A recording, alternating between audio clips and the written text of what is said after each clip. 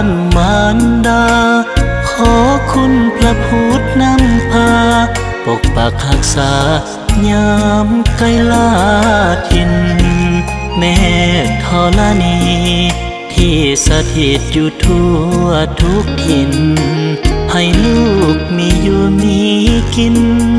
บนพื้นดินห่างไกลบ้านเฮาทุกวันต้องสู้เพื่อคงอยู่จุดหมายที่หวังถึงแม้นทางเดินไปนั้นยังขวางกันด้วยคุ้มด้วยบ่อดมืออิ่มมือก็จะทนเพื่อคนที่รอถึงเมื่อยบ่มีสิทธิ์ท้อเพียงขอมีลมหายใจวอนฟ้าสวรรค์จงช่วยปราณีให้คนจนได้มีโอกาสดีๆดังคนอื่นเขาจะสู้อดทนความจนต้องพ้นไกลเฮาเมื่อยก็ขอหยุดพักเศร้าแต่เฮาสิบ่ยอมถอยชีวิตที่เหลือขอทำเพื่อคนที่เฮาฮักถึงแม้นยังบ่จักเส้นสายจะไหวหรือสาสิหอบเอาฝันกับหันขึ้นสู่บ้านนา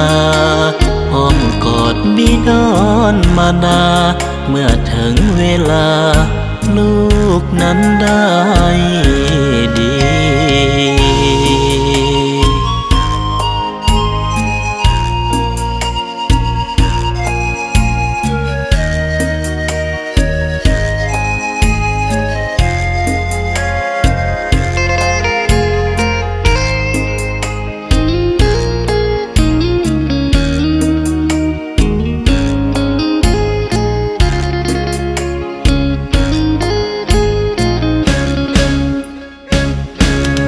วอนฟ้า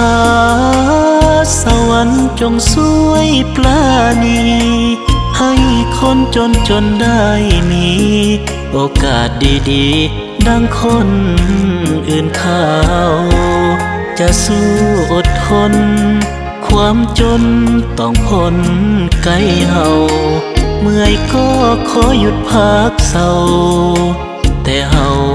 สิบ่ยอมถอยชีวิตที่เหลือขอทำเพื่อคนที่เฮาฮักถึงแม้นยังบ่จักเส้นสายจะไหวหรือสาสิหอบเอาฝันกับหันขึ้นสู่บ้านนาอ้อมกอดบิดอนมานาเมื่อถึงเวลาลูกนั้นได้ดี